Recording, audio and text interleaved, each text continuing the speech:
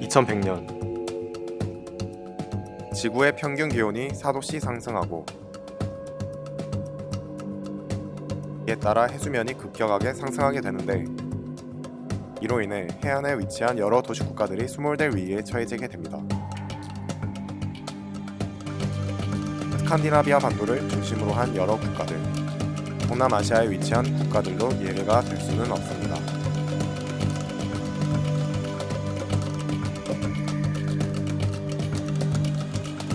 이 그래프는 유엔 정부 간 기후변화협의회에서 제시한 해수면 상승률에 관한 예상 그래프입니다. 보시다시피 2100년에 최대 91.4cm, 대략 100cm에 해당하는 해수면이 상승하는 것을 알 수 있는데 1억 5천여만 명이 주로 아시아의 해발 1m 미만에 거주하고 있는 것을 보면 해수면 상승이 인류의 대재앙으로 다가올 것이라는 것을 알 수 있습니다. 이와 동시에 인류는 현재 인구 증가 문제에 직면해 오고 있습니다. 최근 들어 인구 증가 상승률은 무시할 수 없는 수준까지 다다랐는데요. 산업혁명 이후 급격한 상승률을 보인 현재의 인구수는 대략 70억. 게다가 평균 수명의 증가로 인해 앞으로의 인구수 증가 또한 불가피해 보입니다. 유엔에서 예상한 전 세계 인구의 증가에 대한 그래프인데요. 그 수가 기하급수적으로 증가하여 2043년에 90억, 머지않아 100억에 해당하는 인구가 지구에서 살아가게 될 것이라는 예측입니다.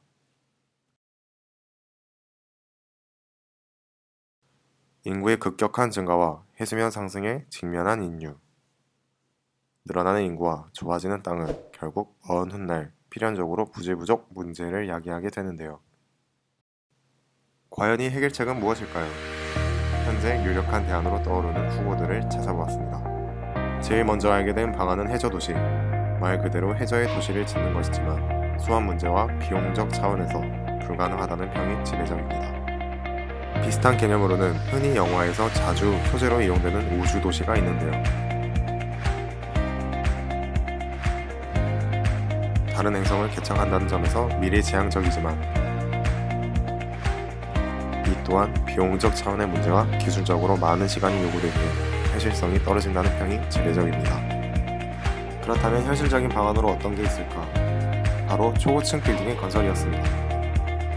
해안 연안에 위치한 도시의 주요 시설들을 내륙으로 끌어올리는 것이었죠. 하지만 이 또한 근본적인 해결책이 되지 못한다는 지적이 많은데요. Cities have always had the same problem. They have congestion, they have urbanization, there is sea level rise, so they have to act, they have to react. And the answer is not just building higher buildings or more dense. They have to find new space. And this new space you can find on the water. 이 인터뷰를 통해 저희는 실현 가능성이 있으며 동시에 현재 추진 중인 새로운 인류의 주거 형태를 찾을 수 있었습니다. 이름하여 해상도시. 해상도시는 바다 위에 떠있는 도시로 크게 공해에 떠다니는 부유식 해상도시와 육지에 붙어 확장된 형태로 형성되어 있는 해상도시로 나눌 수 있는데요. 현재 널리 통용되고 있는 개념의 해상도시는 전자인 부유식에 해당됩니다. 따라서 우리는 현재 추진 중인 해상도시 프로젝트를 언급하고 더 나아가 이 프로젝트의 궁극적 목적과 평가에 대해 조사해보도록 할 것입니다. 해상도시는 여러 인프라들로 구성된 주거, 의료, 상업시설 등으로 이루어질 것이며 배를 이용하여 원하는 부분을 연결시키고 분리시켜 다양한 형태로 구성될 예정이라는데요.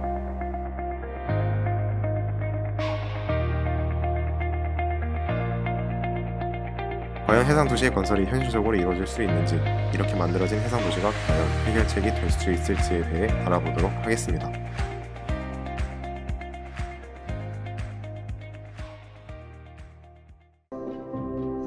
가장 가까운 아시아에 위치해 있는 나라 중 해상도시에 가장 먼저 관심을 갖게 된 나라는 바로 일본입니다.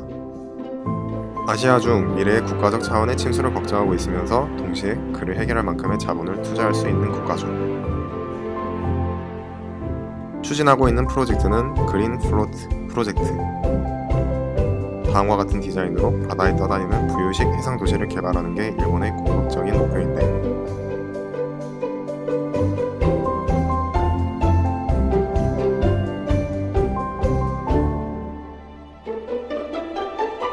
과연 어떠한 구체적 계획을 갖고 있는 것일까요? は温度が一定です。暑いですけど温度は一定ですね。それから台風も来ないということで安定した気候です。そこにこの 1000m のタワーを作ると 1000m ですと上が涼しくなりますので、ちょうど一年中26度の空中都市が実現できると、こういうことなんですね。 비교적 기온 변화가 적고 쓰나미가 없는 적도의 해상 도시를 배치하겠다는 것이 이들의 계획입니다. 높은 기온은 고층의 탑을 쌓아 높은 고도에서 생활함으로써 해결하는 것이죠. 더 나아가 이들은 해상 도시 내에 자생적 생태계의 구축이라는 목표도 갖고 있었습니다. 700m から 1000m のこの部分が空中都市です。このうちの外周部に住宅とか病院があります。で中心部分にオフィスだとか商業施設だとかそういうものがあります。でここで住んでる方に対して、自給自足のためのこれが植物工場でここで野菜を作ります。それから下のこういうところで穀物を作って、さらにこういう浅瀬でお魚だとか藻だとか、そういうようなものを育成すると。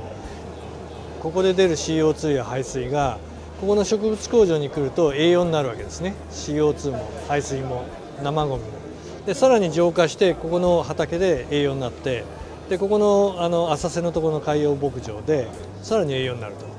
でここからは魚で帰ってくると、これは穀物で帰ってくると、これは野菜で帰ってくるというふうな自然な循環をする都市を考えています。 단순히 주거 공간의 개념을 넘어 자생적 생태계까지 포함할 계획이죠. 이 프로젝트에서 제시한 모델에 따르면 그린 플로트는 고정되어 있는 형태가 아닌 완전한 부유형을 띠게 될 것이라고 하는데요. 거대한 타워를 올린다는 점에서 다소 무리가 아니냐는 관측도 있었지만 구체적인 건설 방법과 계획도 비교적 잘 짜여 있다는 평을 받았으며 성공할 시 미래지향적인 해상도시의 표본이 될 것이라는 평이 지배적이었습니다. 主にはですね、新しい都市や建築を作るっていう技術ですね。浮かべるとか空中都市を作るとか、そういうところが一つです。でもう一つは新しい地球環境を作ると、これは宇宙太陽光発電ですとか廃棄物の循環ですとか、そういう分野があります。それからもっとソフトに新しい経済システムですとか CO2 排出権取引でこれのお金を出さなきゃいけないんで、そういう経済システム、それからどっかの国のものになっちゃうと不公平になりますので国際協調のシステム。 하지만 이러한 계획에도 불구하고 2017년 결국 이 프로젝트는 투자 난항으로 중단되고 말았는데요. 프로젝트가 실현되기까지 시간과 자본이 많이 필요했고 무엇보다도 고용대로 안전하게 부유식 해상도시가 완성될지에 대한 의문 때문이었습니다. 그렇다면 과연 이상적인 해상도시의 건설은 불가능할 것일까요?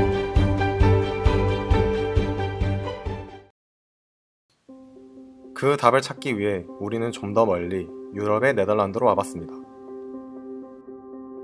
네덜란드도 일본과 같이 해수면 상승으로 인해 국가적 차원으로 피해를 볼 수 있는 국가로 꼽히는데요. 과연 이곳에선 어떠한 형태로 해상도시에 접근하고 있을까요? 낮은 땅이란 이름의 네덜란드. 전체 국토의 30%가 해수면보다 낮은데 그 낮은 땅에 전체 인구의 60% 이상이 밀집해 있습니다. 암스테르담 같은 대도시는 이미 포화 상태. 네덜란드의 주거 공간은 이미 물 위로 이동하고 있었습니다. 바다를 막아 만든 거대한 호수. 1990년대 말부터 개발이 시작돼 수십 년에 걸쳐 인공섬을 띄우고 수상도시를 건설하는 대규모 프로젝트가 진행 중. 이곳에는 좀 더 특별한 주택단지가 있는데요. 언뜻 보면 평범해 보이는 이 집들은 사실 모두 물 위에 떠 있습니다. 수십 년 전부터 조성돼 현재는 75세대가 입주한 상태. 암스테르담 시가 직접 입주민을 모집했는데 경쟁률이 꽤 치열했다고 합니다.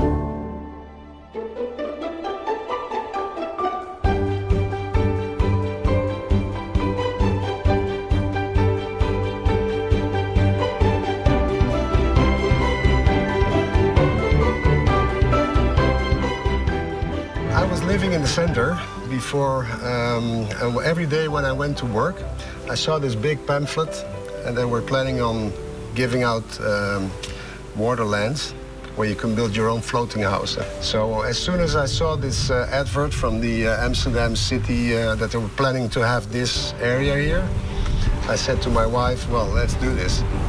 So we applied, we registered, and well, as a fortunate one of 36, we were invited to buy this plot. 물 위에 떠있는 집에 산다는 건 어떤 기분일까? 거실에서 주방까지 너비가 대략 6m. 생각보다 흔들림이 거의 없습니다. So the house moves, but since we live here for 9 years, you don't feel it anymore. It's in your system, and you don't feel it. The only thing is over there, where the lamp hangs over the kitchen, we see the lamp moving. 총 3층 집인데 1층의 반은 수면 아래 위치해 있는데요. Sleeping rooms downstairs. And normally in a house, when you go to bed, you go upstairs to the bedroom. We have them downstairs, and they are below water levels. 물 위에 떠 있지만 구조면에서는 육상 주택과 별반 다름이 없어 보입니다. Here's one bedroom, which is of my son. He's busy now. We have a small bedroom over here.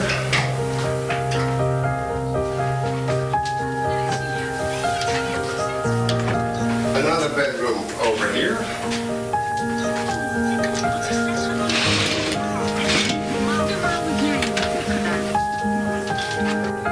So as I told you before, the bedrooms are below water level. If you look outside, you can see the water.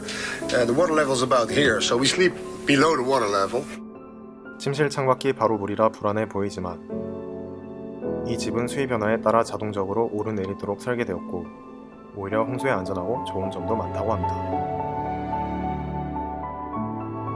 The thing about being underwater with the bedrooms is that in the wintertime it's very good insulated, so it keeps the temperature.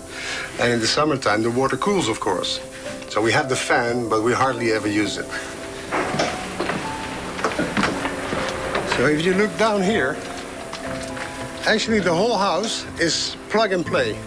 If you take it out, all the plugs, so like gas, electricity, cable, water, which is connected over there. You can see all the pipes next to each other.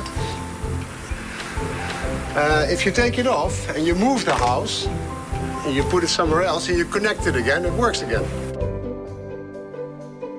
집에서 나온 생활 폐수는 모두 걸러져 하수 처리장으로 빠져나가는 구조입니다. 이로 인해 호수가 늘 깨끗한 상태로 유지되는데요. 물 위에 떠있는 집은 낭만적인 주거 공간이자 해수면 상승에 대처하는 미래 주택으로 주목받고 있습니다.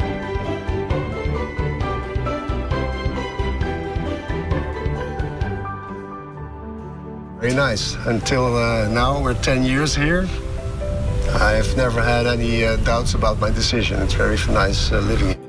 물 위에 떠있는 주택 한 채의 가격은 대략 50만 달러, 하나로 5억 6천만 원 정도. 이 일대의 수변 도시가 완성되는 2030년이면 세계 최대의 수상주택단지가 조성될 것으로 예상됩니다. 하지만 이 또한 저희가 궁극적으로 목표로 하는 부유식 해상도시와는 거리가 좀 있어 보입니다. 수면 위에 떠다니고 있다는 점이 고무적이지만 결국 대형 이동식 플랫폼 형태가 아니기 때문이죠. 하지만 여기에 대한 해답 또한 저희는 네덜란드에서 찾을 수 있었습니다. 바로 마린 해양연구소. 네덜란드의 해양연구소는 1년 전부터 해상도시의 기반이 되는 물에 뜨는 인공 지반을 연구해 왔습니다. 이 삼각형의 모듈 하나하나가 일종의 축소된 인공입니다. 이를 연결해 서백 크기를 확장해 나가는 발상을 시작으로 합니다. 무엇보다 경제적이고 바다 위에서 안전한 인공 지반을 찾는 데 주력해온 결과 이 연구소 이름은 삼각형 모양의 플랫폼을 발행합니다.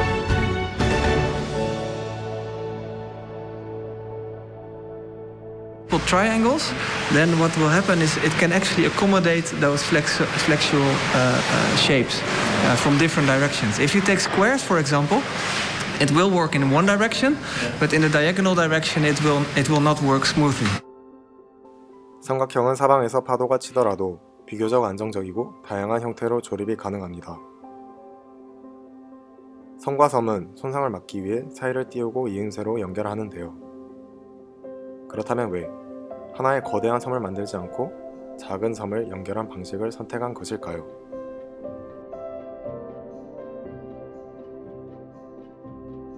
The reason why we make different components and not one big island is that we wanted to, first of all, be able to move with the waves. If we make one big island, it will move less, but we get much larger forces in the island itself. And then it becomes impractical to build also. 항공모함이나 크루즈처럼 단일한 섬을 만들면 잔잔한 파도 위에서 흔들림이 적고 안정적입니다. 그러나 막대한 비용이 소요되고 크기를 확장하는 데 한계가 있으며 무엇보다 풍랑에 취약할 수 있죠. 그러나 여러 개의 작은 섬을 연결할 경우 제작이 용이하고 필요에 따라 확장 또는 축소가 가능하며 예측할 수 없는 바다 환경에 탄력적으로 대처할 수 있게 됩니다. 보다 경제적이며 안전하다는 의미, 실험에는 87개의 크고 작은 삼각형 모듈을 연결해 실제 섬의 250분의 1 크기로 축소한 인공 지반이 사용됐습니다. 첫 번째로 이 섬들이 파도, 바람, 해류 안에서 어떻게 움직이는지를 파악하려고 합니다. This is the first step in our research where we're looking into how these islands could behave in waves. And in this first step, we are looking into what is the effect of the dimensions of these triangles to the motions and the loads. And we are starting up a larger project. And this larger project, we're also investigated what kind of motions are actually acceptable for people living in floating cities. 각 모듈의 센서를 따라 파도에 따른 모듈 개개인의 움직임을 관찰할 겁니다.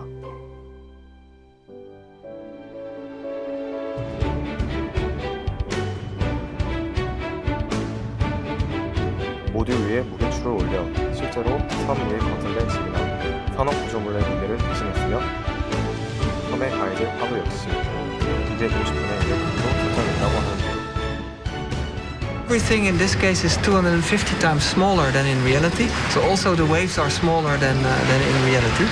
So typically what we do is we take the measurement signals and then we scale back to the real thing. So we scale the time to be slower and we scale the forces to be larger compared to, so we make the translation from the model scale to the real island. 삶의 터전을 확보한다는 것은 생존과 직결되므로 파도의 최대한 안전한 지반을 찾는 것이 이곳 연구의 핵심입니다.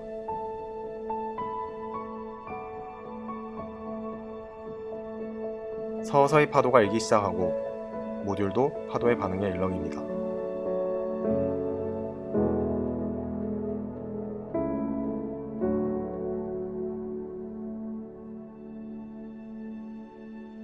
파도의 높이는 약 7cm. 실제 상황에서는 17.5m로 쓰나미급 해일입니다. Now these islands are moving quite a bit in this condition, but we should also note that this kind of motion only happens once in maybe 100 years.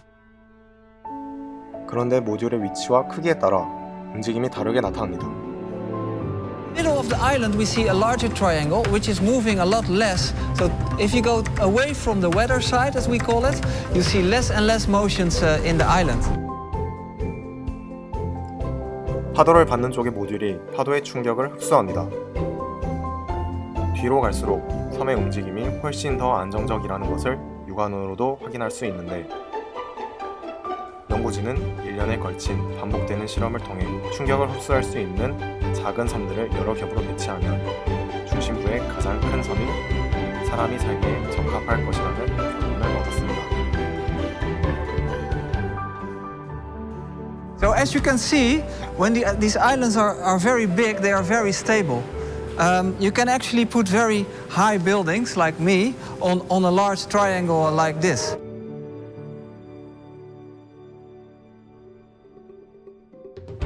연구 결과를 바탕으로 구상해본 해상 도시의 모습입니다. 이곳에서 제시한 미래의 해상 도시는 인류의 생존을 위한 모든 시설을 갖추고 있었습니다. 외곽의 섬들은 파도나 바람의 충격을 흡수할 수 있는 항구나 에너지 허브, 어류 양식장 등을 건설하고 중심부의 가장 안정적인 섬에는 인간의 주거지와 생활 공간이 들어서게 됩니다. About the floating city, nobody would like to live in a house which is continuously moving. So that's going to be probably the most strict case where we don't allow any motions for the island.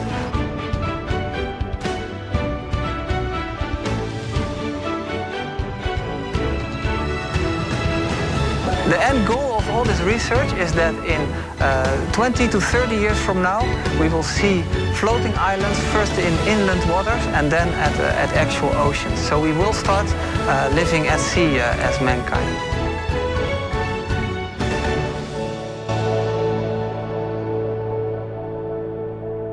현재 네덜란드가 해성 도시를 국가적 차원에서 관심을 갖고 있다는 점을 알 수 있습니다.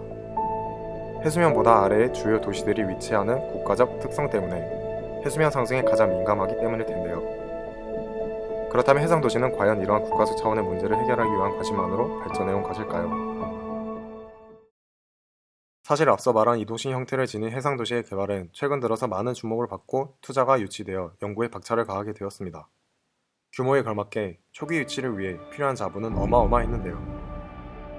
역시 이는 단순한 국가적 차원에서만의 지원이 아닌 다수의 글로벌 기업들의 관심과 투자로 인해 본격적인 추진력을 얻을 수 있었습니다. 해상 도시를 외국에서는 시스테딩이라고 하는데 이는 기존 국가의 영해 밖 바다 위의 영구적인 거주지 시스테드를 만드는 개념을 뜻합니다. 바다를 뜻하는 sea와 도시 정주 장이라는 의미의 홈스테딩의 조합인 셈이죠.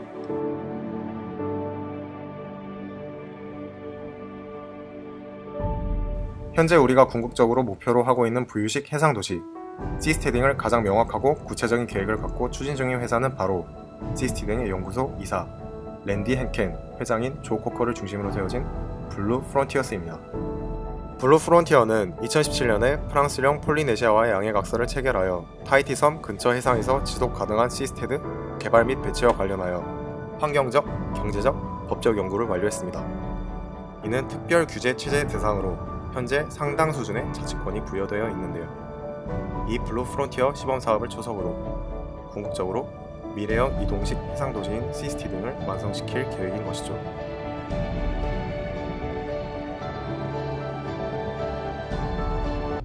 고로 기업적 시각으로 바라본 해상도시는 단순히 인류를 구제하는 수단이라기보다는 다음 세대의 개척자들이 새로운 정부 형태를 만들어 정부 형태를 평화롭게 시험하는 데 초점이 있는데 더 나은 민주주의 형태, 더 효율적인 정부를 시험하도록 바다에 떠있는 국가, 즉 시스티딩 사회를 만들도록 지원하는 데에 목적이 있다고 볼 수 있습니다.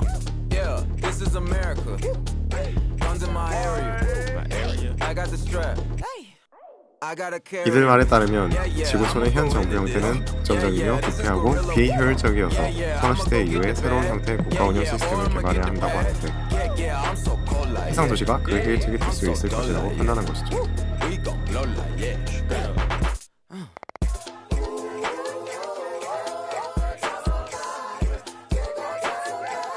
다음은 이 사업에 가장 먼저 관심을 가졌던 페이팔의 창업자 피터 틸의 한 시사 프로그램에 나와서 한 인터뷰 내용입니다. So seasteading is one of the things that you've been interested in for years. This idea that we're going to basically create, in effect, states that are going to be on platforms in the sea that I think are sort of going to be libertarian utopias, or at least that would be the general idea.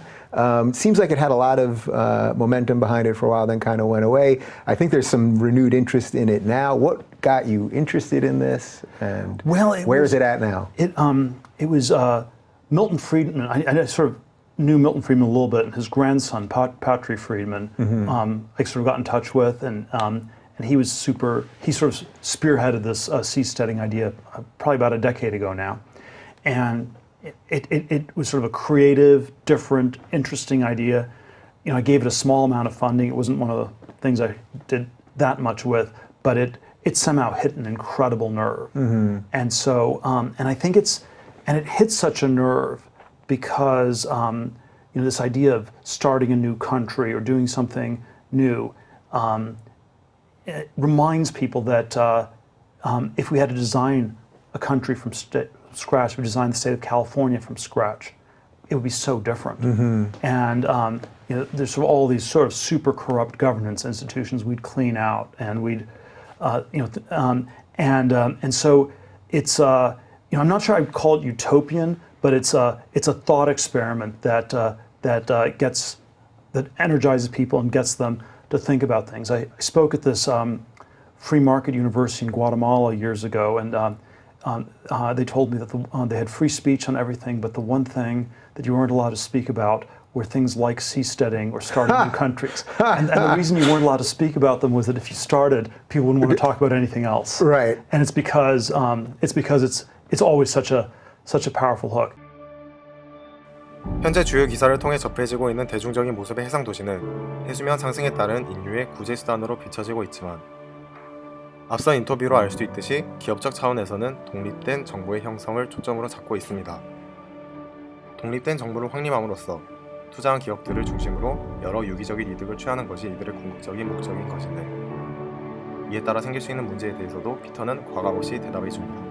So, all right, we could do 3 hours just on this, but so only one more question on this, which is, how do you decide who gets in on this?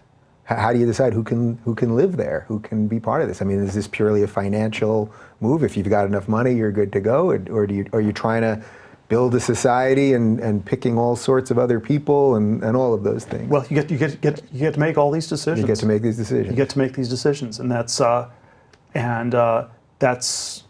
But I think that's always sort of one of the foundational decisions in a society. Who's part of it? How do we define it? And it can be unfair and oppressive if you have just one society, and if you're not in it, you're nowhere. Mm-hmm. But if you have many of these places, that's very different. Yeah, and so the pushback on this is then that somehow this means you don't like America or something like that, which is. No, but I certainly think that if we have competition governance, we would do a lot better. Yeah. All right. 하지만 기업의 목적대로 독립적인 주권을 갖는 정부를 수립하기에는 많은 고난이 예상됩니다. 자유로운 형태의 독립적인 주권을 갖게 되는 것은 곧 기존의 여러 국가들의 견제와 직결되기 때문인데요. 우선 유엔 해양법 협약 제7부 공회에 나온 공해에 관한 일반적인 규정을 보면 해상 도시의 건설 가능성을 이야기해주는 조항을 찾을 수 있었습니다. 따라서 공해에서는 인공섬 건설의 자유가 있으므로 인공 부유물을 만들 수 있고 어느 국가라도 공해의 어느 부분을 자국의 주권 아래 둘 수 없다는 점을 확인할 수 있는데 이로 인해 해상 도시만의 자치 정부 설립 가능성을 볼 수 있는 것이죠.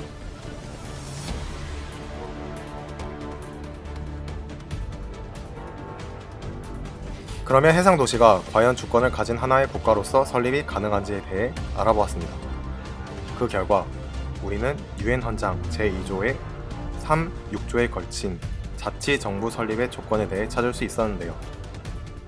이를 보았을 때 유엔 헌장의 의무를 지킬 수 있는 능력을 갖춘 나라의 형태라면 해상 도시는 충분히 하나의 주권을 갖춘 나라로서 성장할 수 있다고 볼 수 있지만 문제되는 것이 있다면 유엔 총회에서 사안이 결정되지 않을 시 하나의 주권을 가진 국가로서의 성장이 어려울 것이라 예상할 수 있었습니다. 따라서 해상 도시가 하나의 주권을 가진 국가로서의 설립과 국가로서의 권리를 보장받기 위해선 인공섬에 관한 국제법에 새로운 제정이 우선적으로 선행될 필요가 있는 것이죠. 그렇다면 해상 도시를 바라보는 이러한 입장 차이에서 궁극적으로 어떠한 결론이 필요할까요? 이 프로젝트를 추진하는 데 있어서 결정적으로 쟁점이 되는 부분은 순수한 자치권 인정의 여부입니다. 자치권이 인정이 되어야 투자했던 기업 입장에서는 독립적이고 유기적 형태의 정부 형성이라는 궁극적 목적을 달성하는 것이 되기 때문이죠. 이러한 구도 사이에서 해상 도시를 대하는 데 필요한 자세는 독립권을 인정하면서 그와 동시에 적절한 규제를 설정하는 게 아닐까 싶습니다. 해상 도시를 통한 기업들의 지나친 자본 반출과 무자비한 독립 주권의 형성을 막기 위해선 해당 기업의 국가적 차원의 규제를 가하는 것이죠. 하지만 지나친 규제로 해상 도시의 성장 자체를 막는 일이 생겨서는 안 될 것입니다. 먼 훗날 해수면 상승과 인구 증가에 따른 인류의 구제 수단으로서 충분한 역할을 해줄 수 있는 좋은 방안이 되기 때문이죠. 고로 해상 도시의 보급과 상용화에는 문제가 되지 않게 적절히 경제선을 지키며 더 나아가 침수 위기 국가를 직접적으로 구제하도록 해상 도시의 설립 주축 기업과의 적절한 협력과 제재를 통한 공생 관계가 필요할 것입니다.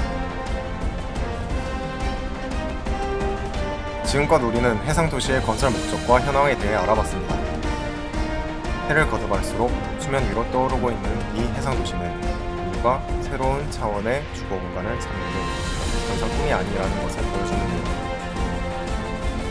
과연 이 해상도시가 완전히 수면 위로 떠오를 수 있을지, 아니면 다시 가라앉게 될지. 머지않을 미래, 우리에게 다가올 이 이슈에 대해 모두가 관심을 갖고 지켜봐야 할 게임입니다.